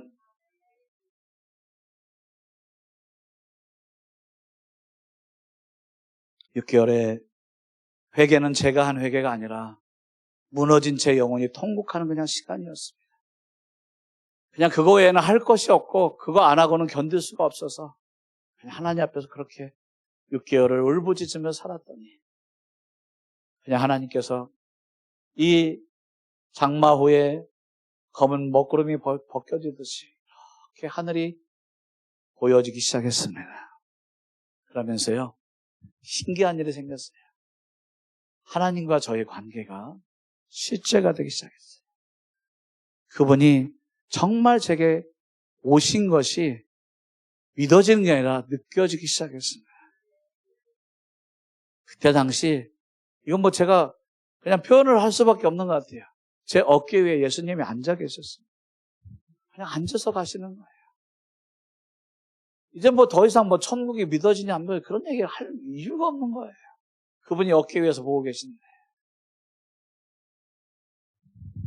진짜 하나님을 믿는 믿음이 하나님께 도달했을 때 저는 하나님과 나 사이에, 하늘과 저 사이에 문이 열리는 걸 봤습니다. 그 문이 열리니까요, 우리가 책에서만 듣고 성경 앞에서 듣던 그 하나님의 역사가 그냥 나타나기 시작하더라고요. 할렐루야. 할렐루야.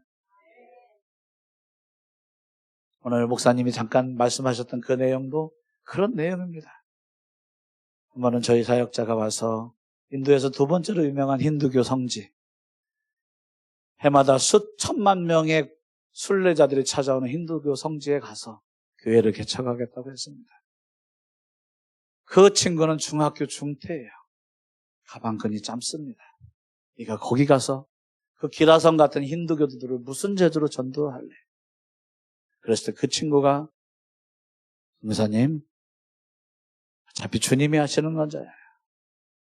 그렇게 하고 그 친구가 그 지역에 갔습니다.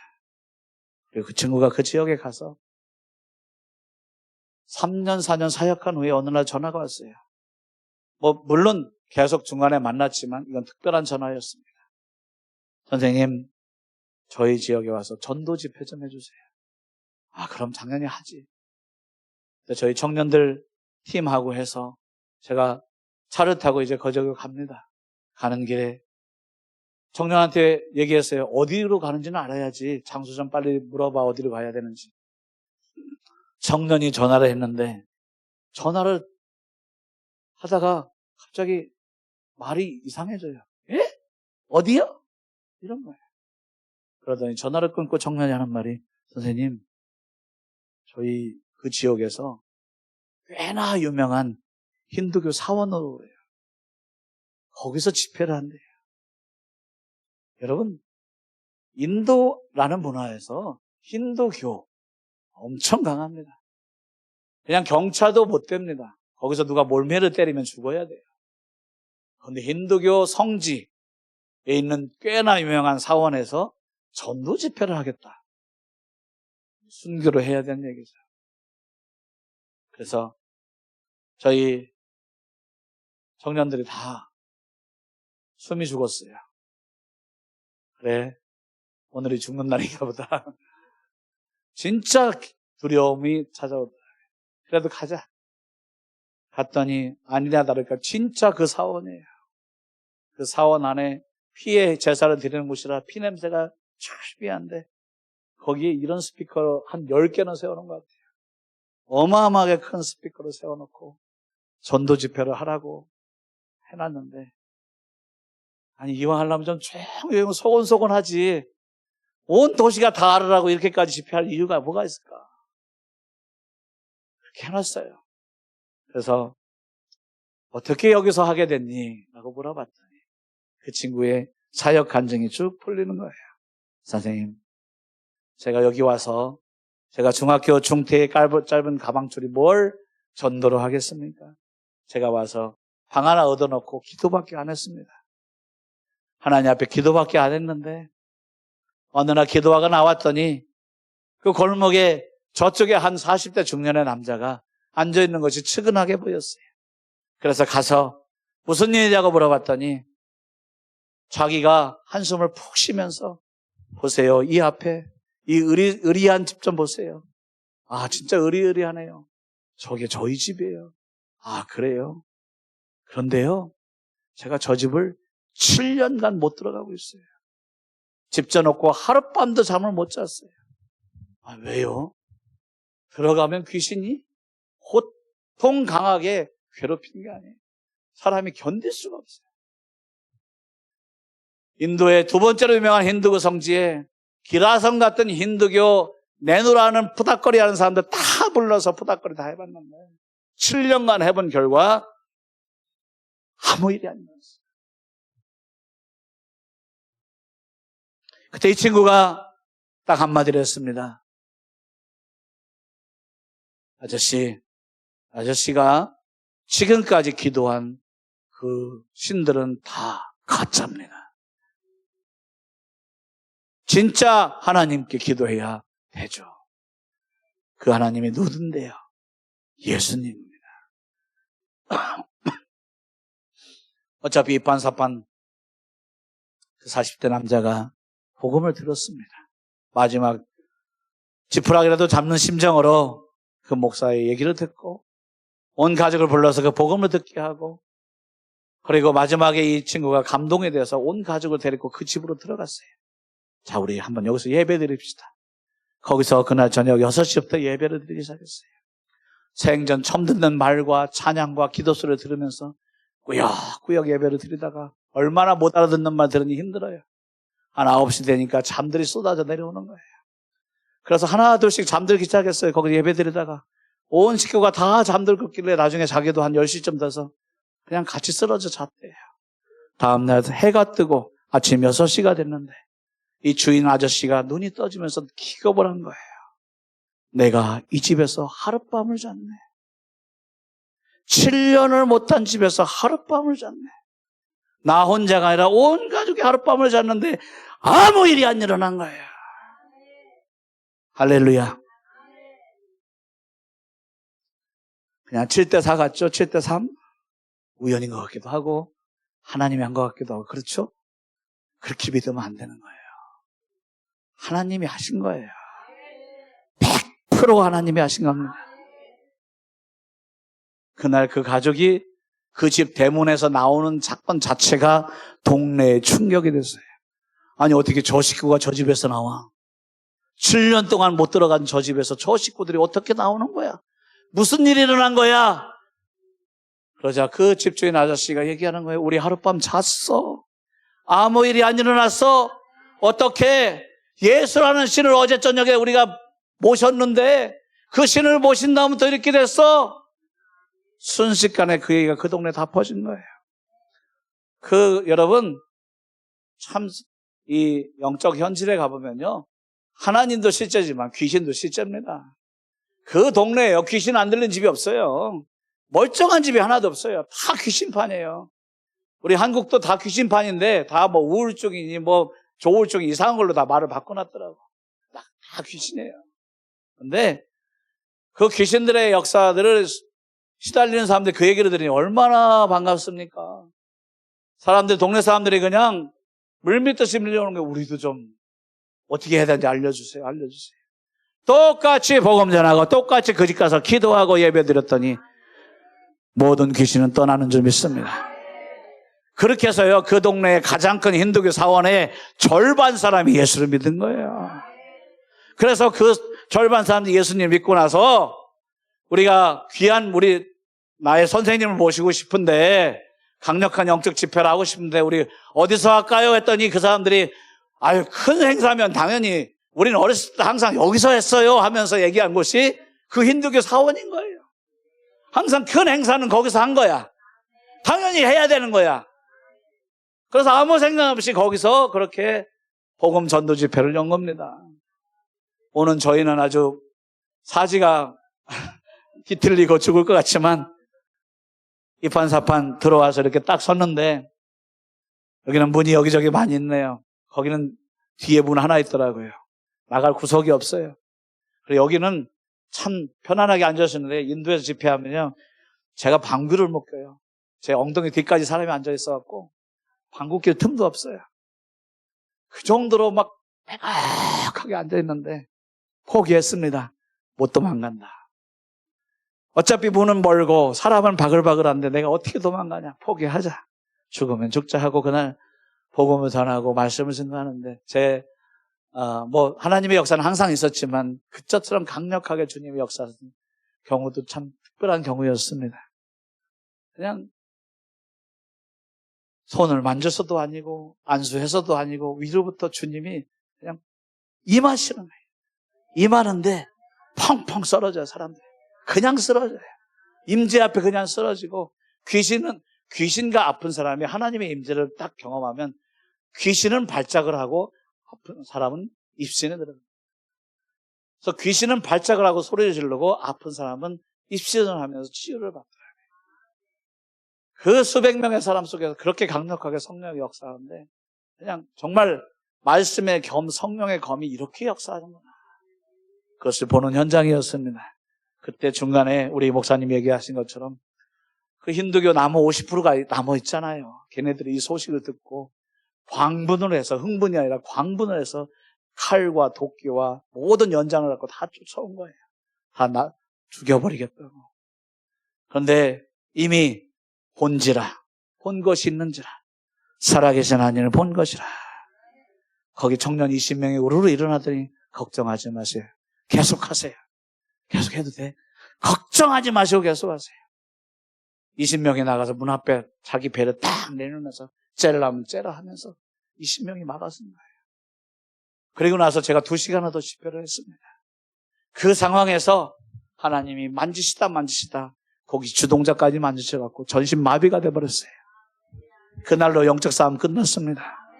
그날 예수님 믿은 사람들 몇십 명이 새롭게 예수님 만난 사람들이죠. 한 달 후에 거기 인도에서 가장 거룩하다고 여기는 힌두교도들이 겐지지 강물에서 예수를 믿겠다고 침례를 받았습니다. 할렐루야. 이게 하나님의 역사 아니겠습니까? 이 정도 드라마틱한 하나님 아니십니까? 그 정도로 우리 하나님 경험해야 되지 않겠습니까? 할렐루야. 정말 저는 우리가 구하지 말아야 될 것까지 하나님이 다 주시는 걸 보았습니다.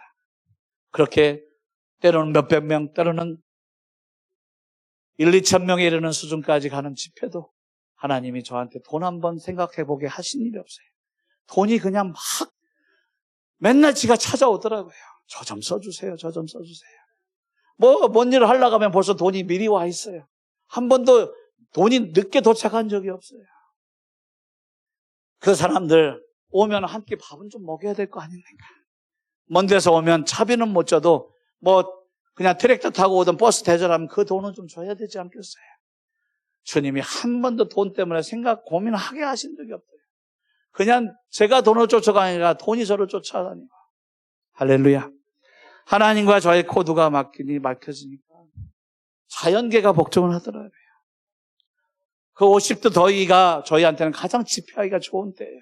왜냐하면요, 사람들이 딴 데 못 도망가요. 더워서 어디 갈 데가 없어. 가면 다 거기 모여 있어요. 그래서 거기 가서 텐트 치고 그냥 천으로 된 텐트 치고 집회하는데 50도 태양 볕에 무슨 집회가 이루어집니까? 그런데 저희가 가면 구름이 같이 쫓아와요. 그 50도 더위에 뜨거운 바람이 불어야 되는데 시원한 바람이 붑니다. 말씀이 증거되는 내내 거기는 에어컨이에요, 에어컨. 그렇게 시원하게 하나님 앞에 말씀을 듣고 집회하고 영혼들이 주님 믿고 다른 마을로 이동하면 또 구름이 또 저희를 쫓아와서 그 마을로 가고. 예, 참 제가 얘기를 잘 지어내는 것 같죠? 그냥 이제는 뭐 6대4가 아니라 3대7 정도로 들리죠? 뻥이다 이렇게 들리죠? 아닙니다, 여러분. 사도행전의 기적이 사실이라면 오늘날도 주님의 역사는 100% 사실인 걸 믿습니다. 구름이 순종하고 바람이 순종하고 환경이 순종하고 저는 비를 멈춰본 건 그냥 일상이에요. 내리는 비한테 좀 서 있어 하면 멈춰요. 제가 특별한 게 아니라 주님은 그런 분이잖아요. 뭐가 문제가 되는 것입니까? 그때 당시 제가 구름기둥과 그 주님의 그 에어컨 바람을 쐬면서 집회할 때 한국에서 뭐라고 뉴스가 나왔냐면 인도가 너무 더워서 1000명이 죽었다는 뉴스가 나왔어요. 그래서 집회하는데 한국에서 전화를 하시더라고요. 선교사님 살아는 계십니까? 그런데 그 한증막 속에서 저희는 시원하게 한 달 내내 집회하고 다녔어요. 얼마나 많은 사람들이 주님을 만나는지. 방언, 치유, 귀신 나가고 그런 건 아무것도 아니에요. 중요한 건 영혼들이 회개를 한다는 거예요. 하나님을 만난다는 것입니다. 할렐루야. 할렐루야.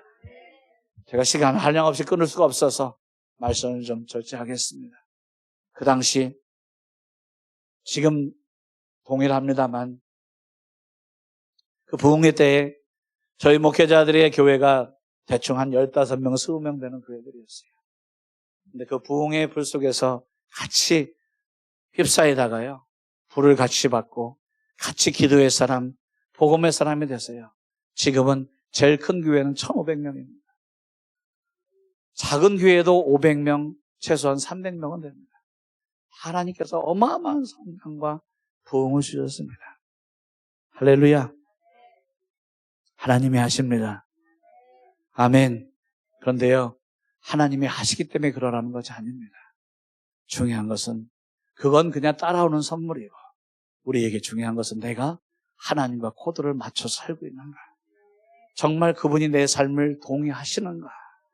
나의 걸음에 그분이 진짜 동행해 주시는가. 주님 여러분과 동행 안 하십니다. 절대 동행 안 하십니다.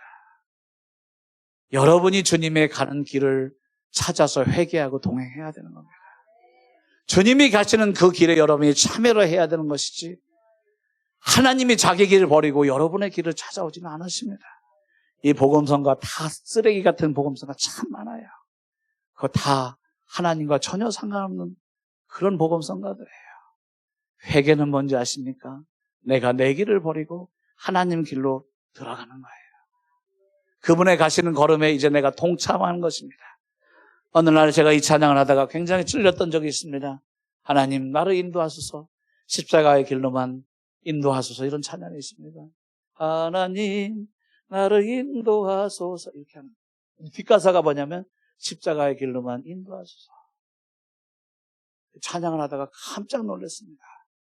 하나님 인도해 주시옵소서 기도하는데, 그런데 주님이 뭘 보여주면 그건 아니래요.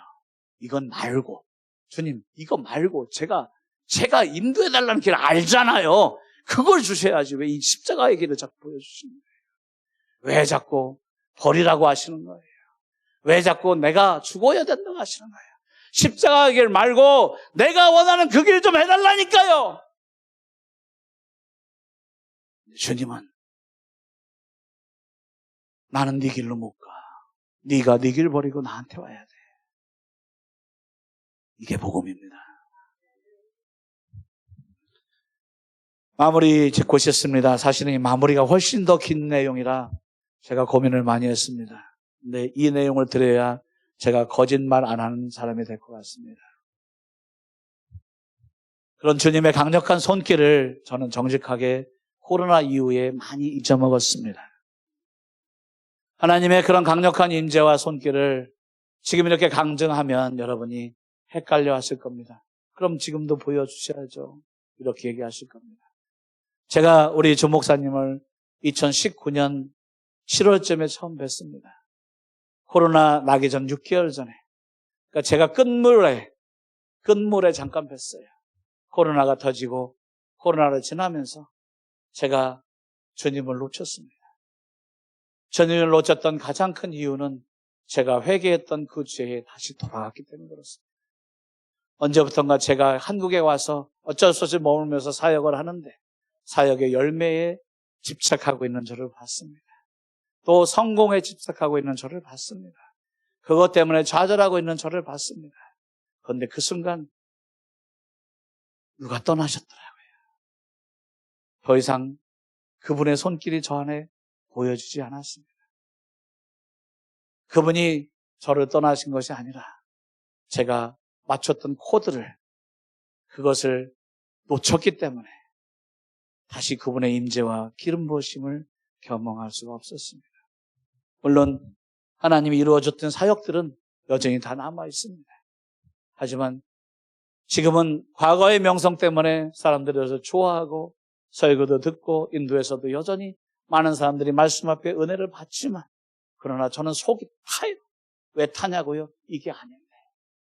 이게 아닌데 이렇게 멀쩡하게 설교를 듣고 있을 수가 없는데 내가 어찌할꼬 통곡하면서 사람들의 대굴대굴 굴러야 정상인데 저렇게 멀쩡하게 뒤에서 애나 보면서 말씀 들을 수 없는데 제가 알아요 그걸. 주님의 임재가 실제했을 때 그 상황을 제가 압니다. 그럴 수가 없는데 주여 그 당신의 거룩한 불은 어디 간 겁니까? 그 강력한 실제 역사하시는 그 말씀의 송곳처럼 찔르는 역사들은 어디 간 겁니까?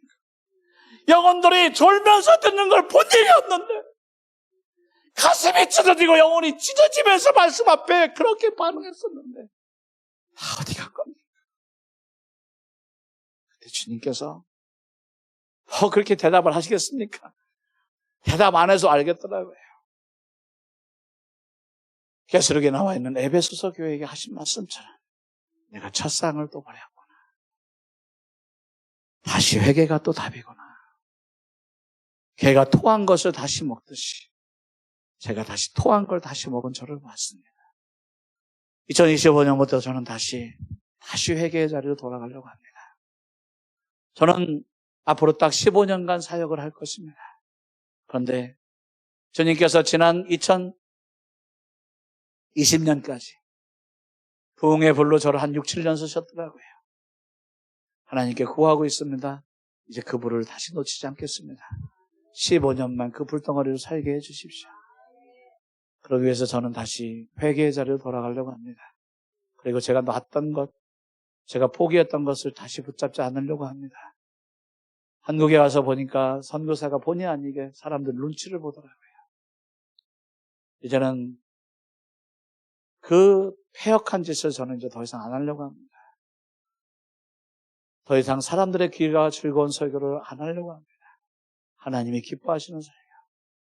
하나님께서 원하는 그 말씀을 증거해서 정말 하나님과 실제 동행함으로 하나님의 역사를 보는 그러한 삶을 저는 살고자 합니다. 여러분에게 마지막으로 도전을 드리고 싶습니다. 여러분 오늘 말씀 뭘 읽었습니까? 유대인들이 와서 질문합니다. 우리가 어떻게 해야 하나님의 일을 하오리까? 예수님이 딱 하나를 말씀하셨습니다. 하나님께로서 보내신 자를 믿는 것이 하나님의 일이니라. 제 안에, 여러분의 안에 하나님의 일이 안 일어나는 이런 이유는 딱 하나입니다. 아직도 안 믿고 있어요. 믿는다면 그 믿음의 증거가, 열매가 여러분 안에 보입니다. 여러분의 말투에서, 여러분의 눈동자에서, 여러분의 손짓 하나에서 그 하나님을 경외하고 두려워하고 그 살아계신 하나님 앞에 두렵고 떨림으로 서서 한 걸음 한 걸음 움직이신 그것이요 보여요. 안 믿어서 하나님의 일이 안 일어나는 것입니다. 여러분, 여러분의 나이는 상관없습니다. 여러분의 백그라운드도 상관없습니다. 지금까지 어떻게 살아가셨는지 아무 상관없습니다. 여러분이 진짜 믿기 시작한 그 순간 어부 베드로가 사도 베드로가 되는 것이고 진짜 직면한 그 순간 핍박했던 사울이 바울이 되는 순간입니다. 여러분이 진짜 그 주님을 믿는 그 순간, 그때부터 여러분은 아무 흔적 없이 살았던 그 평범한 인간이 아니라 하나님 나라의 흔적을 남기는 주님의 사람이 됩니다. 여러분, 그래서 오늘 기도합시다. 하나님, 저에게 하나님을 정말 믿는 믿음을 주시옵소서. 이 종교 노름 때려치고 진짜 하나님을 믿는 자가 되게 하여 주옵소서. 더 이상 옆 사람 보면서 만족하며 살지 않게 하시고 하나님 말씀 앞에 진짜 하나님의 역사를 얻기 위해서 진짜 반응하는 제가 되게 하여 주옵소서. 우리 주여 한번 간절히 외쳐 기도합니다. 주여!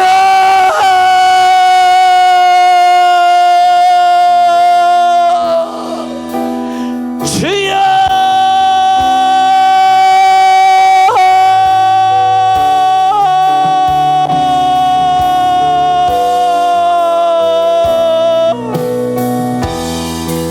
할렐루야. 사바바카바라 사라라카바 아바카바야 세야바카바야 라라라바 세야바바야 라라라라